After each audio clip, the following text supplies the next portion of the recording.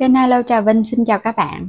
Hôm nay thì mình chia sẻ một cái công thức làm bánh tiêu phình to nè, căng và bên trong có ruột mềm xốp, ngon lắm mà đơn giản nữa, mình làm 10 cái như một luôn, không có cái nào bị chai. Bây giờ mời các bạn mình cùng vào bếp để thực hiện luôn nha. Phần bột đầu tiên mình dùng ở đây là 300g bột mì đa dụng nha, cái loại từ 9 cho đến 11 protein là nó ngon. Thêm một muỗng cà phê men khô để cho bánh của mình nó nở ngon. Bên đây là chút muối, mè trắng để chút phủ bánh và 3 muỗng canh đường, nếu thích ít ngọt thì giảm lại. Mình dùng 160ml sữa tươi. Cho cái phần men vào trong thao ha. Các bạn sẽ cho đường vô luôn. Rồi mình cho sữa tươi vô nè. Sữa tươi này là mình dùng cái loại không đường và một ít muối. Trộn đều lên cái. Nếu cái phần men của các bạn nó hơi cũ á thì cái phần này á mình trộn đều lên xong rồi á mình sẽ để đậy kính khoảng 10 phút. Bây giờ tiếp theo mình sẽ cho bột vô, 300g bột. Bột này mình dùng cái loại bột mì Hoa Ngọc Lan á, cái bánh của mình nó sẽ xốp hơn và nó có cái độ mềm nhiều hơn chút. Mình trộn cho nó phủ đều hết phần sữa. Và thêm vào đây muỗng canh dầu ăn. Các bạn sẽ trộn đều lên nha. Mình dùng tay á, mình nhồi để cho khối bột của mình nó dẻo, nó không có lợn cợn, thì mình làm vậy nó cũng dễ nè. Nhồi một chút là nó quyện thành khối à. Bột nó sẽ dẻo mịn, nó không có bị cứng đâu nha, nó sẽ hơi mềm tay một chút á.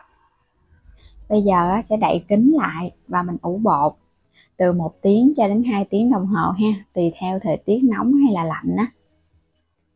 Mình ủ ở đây là 1 tiếng rưỡi đồng hồ nè, 90 phút.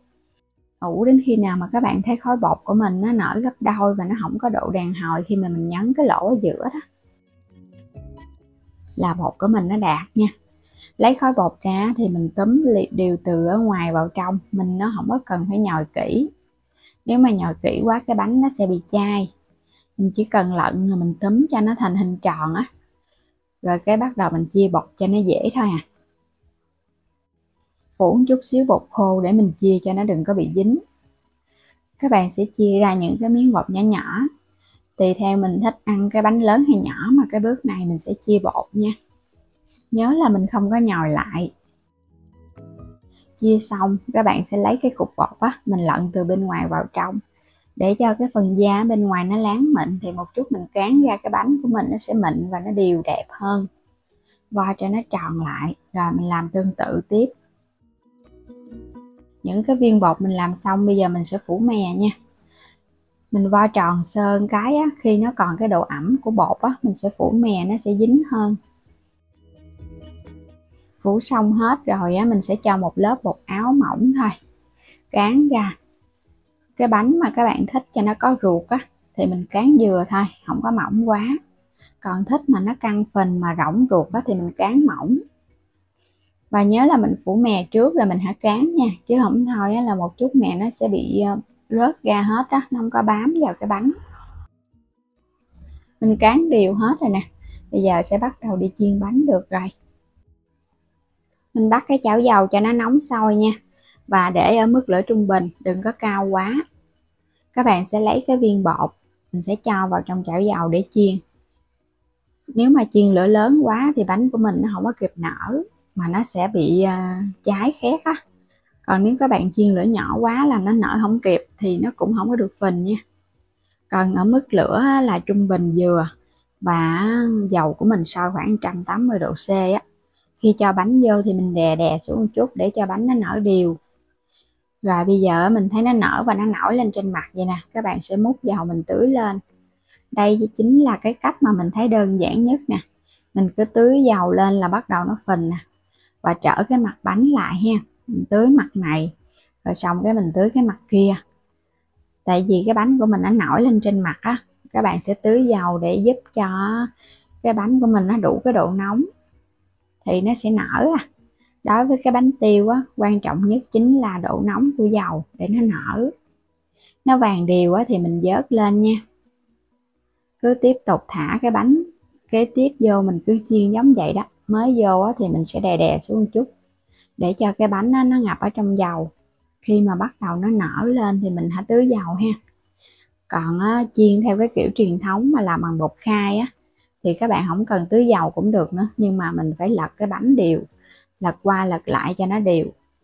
Mà mình thấy men á thì nó không có bị hôi, còn làm bột khai ăn nó hôi, nó nở đều nhưng mà nó hơi bị hôi một chút á. Rồi lúc này sẽ tưới dầu lên, trở đều nó rồi cái mình tưới dầu.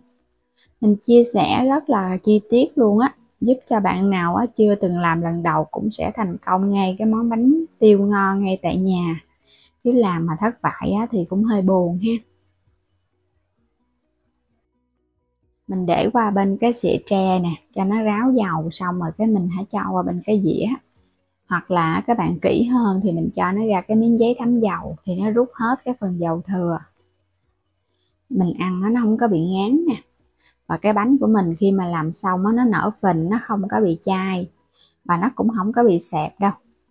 Trong lúc còn nóng á, các bạn cứ dựng đứng nó lên, hoặc là mình để cho nó rời ra, đừng có bị đè vào nhau á, là dù cho để nguội nó cũng không có bị xẹp nữa. Các bạn để nguyên ngày luôn, cái bánh tiêu của mình nó vẫn căng phình vậy nè, nhìn ngon ha. Bánh mà có men á thì cái bột của mình ở bên trong á, nó xốp ngon lắm, quá chừng hấp dẫn luôn.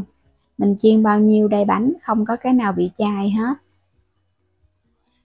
tròn do luôn mà nó căng phình nữa. Ở bên ngoài được bao phủ một cái lớp mè trắng, một cái món bánh tiêu truyền thống được kết hợp từ mè trắng, nó có cái hương thơm nè. Lúc trước thì mình có chia sẻ cái bánh tiêu với bột nở, hôm nay mình chia sẻ bánh tiêu với men nở. Mình thấy cái cách nào dễ thì mình áp dụng nha. Bánh với men thì nó xốp mềm hơn so với bánh làm bằng bột nở. Nếu mà tìm kiếm thì các bạn cứ bấm từ khóa bánh tiêu Alo Trà Vinh, hoặc là mình muốn tìm cái loại bánh nào các bạn cứ gõ từ khóa cái loại bánh đó, cái kèm theo cái tên kênh của mình là nó sẽ ra tất cả các món bánh do kênh mình làm. Bên trong rất là xốp luôn và nó có rễ tre mềm, không có cứng. Cái phần ở bên trong nó có ruột nè, mà ruột rất là mềm xốp nha, chứ nó không có chai đâu. Mình thích ăn cái bánh tiêu mà nó có hơi ruột ruột vậy nè, nó ngon hơn. Ngọt cũng vừa luôn á, thơm cái mùi mè quá chừng. Đúng cái vị bánh truyền thống là thơm mè và ngọt xốp. Làm bằng sữa tươi á, bánh của mình nó cũng ngon hơn so với mình làm bằng nước lọc. Nếu mà các bạn không có dùng sữa tươi thì thay nước lọc cũng được, cũng không sao nha. Bây giờ thì mình chúc các bạn ngon miệng, vui lòng đăng ký kênh Alo Trà Vinh và Alo Trà Vinh 2 ủng hộ mình với nha. Xin chào tạm biệt, hẹn gặp lại các bạn ở video ngày mai.